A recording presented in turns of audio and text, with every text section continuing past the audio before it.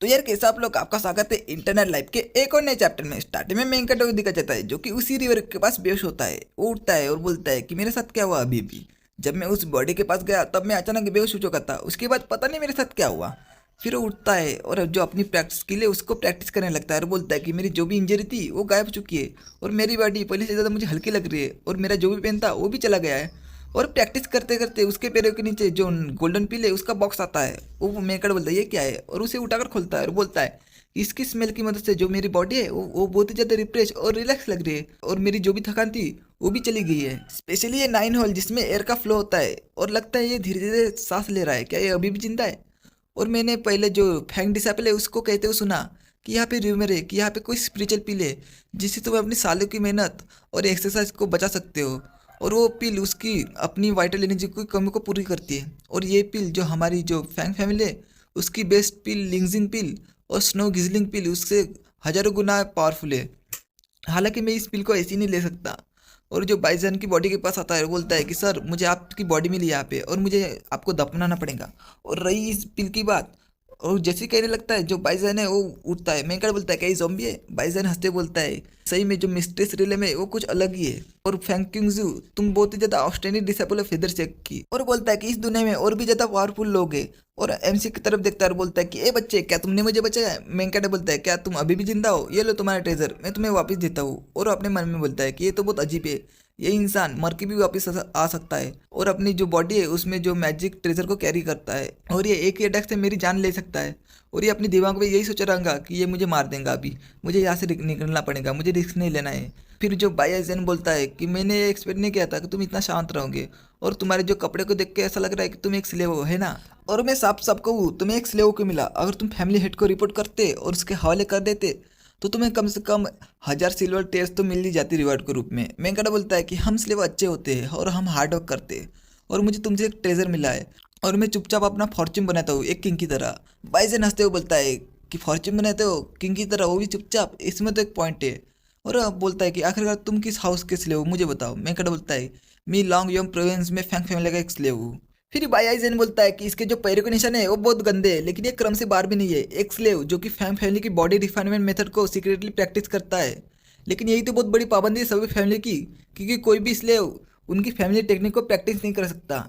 लेकिन इस बंदे को देख के ऐसा लग रहा है कि ये इतना आसान भी नहीं होगा, फैम फैमिली का स्लेव है ना, फैंकिंग यू। और बोलता है कि तुम एक स्लेव हो और तुम्हारे पास पैसा नहीं है, पावर नहीं है, लेकिन फिर भी तुम मार्शल आर्ट की प्रैक्टिस करना चाहते हो, है ना? लेकिन ये इम्पॉसिबल है क्योंकि जो फिजिकल बॉडी है उसे कल्टिवेट करने के लिए ना सिर्फ तुम्हें गोल्ड और सिल्वर चाहिए, तुम्हें एक अच्छा ओपोनेंट भी चाहिए। और तुम्हारा लक बहुत अच्छा है क्योंकि तुम मुझे मिले हो। और अपने पास से जो गोल्डन पिल का बॉक्स है वो उसे दे देता है और बोलता है कि ये लो, ये गोल्डन पिल है, ये तुम्हारी जो बॉडी ट्रांसफॉर्मेशन है उसमें मदद करेंगी और तुम्हारी पूरी वीकनेस को गायब करेंगी और तुम्हें एक सॉइल फाउंडेशन देंगी जिसका कोई भी मैच नहीं होगा। और मैं तुम्हें बेस्ट मार्शल आर्ट सिखाऊंगा और मुझे यकीन है कि तुम इसमें इंप्रूव करोगे। और शायद से हो सकता है कि तुम जो अवतार का सीक्रेट रिलम है उसमें भी कदम रख सकते हो, ये तुम्हारे अपने चांस पे डिपेंड करता है। मेंकड़ा बोलता है कि अवतार का सीक्रेट रिलम, क्या आप सही में मेरी मदद करेंगे अवतार के मिस्ट्रेस रिलम में कल्टिवेट करने के लिए? वो बोलता है क्या तुम्हें सही में पता है कि सीक्रेट रिलम के बारे में? लगता है कि तूने चोरी छुपे बहुत कुछ सीख चुका है।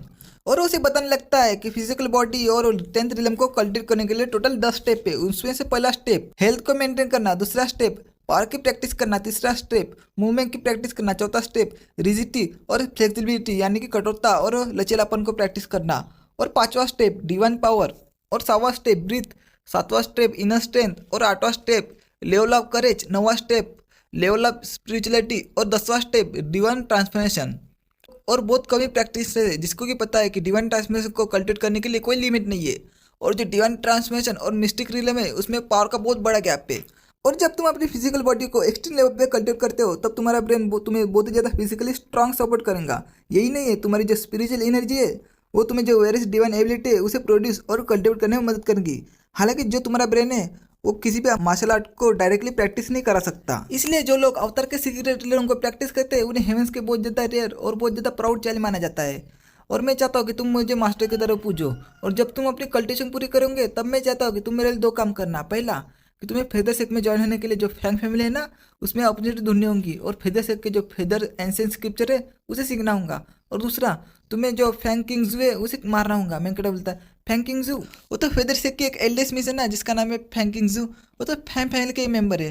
फिर बाइसन बोलता है तुम किस बात से इतना शौक हो, जो असली सक्सेस है वो जो फैंग फैमिली की जो फैंग किंग्स है उसके मिस्टिस रियलम से भी बहुत ज़्यादा है। और उसके ऊपर जो सीक्रेट रियलम की इंटरनल लाइफ है और 10 से इमॉर्टल के रास्ते पर है और 5 से डेविल के रास्ते पर, और डेविल्स की टोटल 7 वेन्स है। और जो डीमन गॉड और डेविल गॉड है वो बहुत ही ज़्यादा पावरफुल लोग हैं। और मुझे फैंकिंग की पर्पल लाइटनिंग इन थंडर ब्लेड की मदद से मारा गया था, और मेरी जो वाइटल एनर्जी है वो ख़त्म हो चुकी है और मेरे पास ज़्यादा टाइम भी नहीं बचा है। और मैं जो 9 एपरेचर गोल्डन पिल है उसकी पावर की मदद से होश में आ पाया। और तुम्हें जल्दी करनी चाहिए और मुझे अपना मास्टर बनाना चाहिए क्योंकि मेरे पास ज़्यादा टाइम नहीं बचा है। फिर मैं कड़े उसके सामने झुकता है और बोलता है कि मास्टर मुझे एक्सेप्ट कीजिए, आज से मैं आपका डिसाइबल फैंग आयन। और बोलता है कि जो अवतार का मिस्ट्रेस रिलम है उसके ऊपर अभी भी एक इमोर्टल दुनिया है, ये तो बहुत ज़्यादा इनक्रेडिबल है। और जो 9 एपरेचर गोल्डन पिल है उसका मेरेकल इफेक्ट कितना हो सकता है, जो बायन होता है वो अपने पंजे से अपने मेंकड़े के सीने में सीधा हाथ घुसा देता है और बोलता है ये तो अच्छा है और आज से तुम मेरे सेकंड डिसाइपल हो, समझ गए। और बोलता है कि इस 9 गोल्डन एपरेचर पिल को यूज़ करने का सिर्फ एक ही तरीका है, जो कि हार्ट में होल्ड करके उसे अंदर डाल देना। और बोलता है कि तुम्हें कल्टिवेट करते रहने की ज़रूरत है और जो पिल की पावर है उसे धीरे धीरे जो अपने ब्लड में एंटर करने दो, और जो अपनी मेरिडिन है उसे साफ करो और अपनी बोन्स को बदल दो।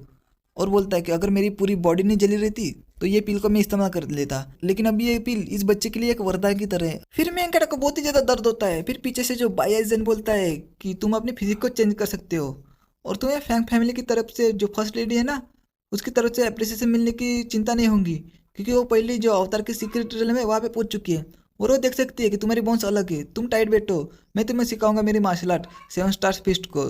फिर मैं बोलता है कि मुझे ऐसा लग रहा है कि मेरा जो माइंड है वो बहुत ही ज़्यादा शांत है और मेरिट को ओपन करना जैसे कि बहुत ज़्यादा पावर को महसूस करने जैसा है। अगर मेरी बॉडी में एक स्ट्रीम है तो मैं ये फील कर सकता हूँ कि मेरी बॉडी में जैसे कि एक युआन रिवर है, जैसे कि बहुत ही ज़्यादा एक बड़ी लहर की तरह।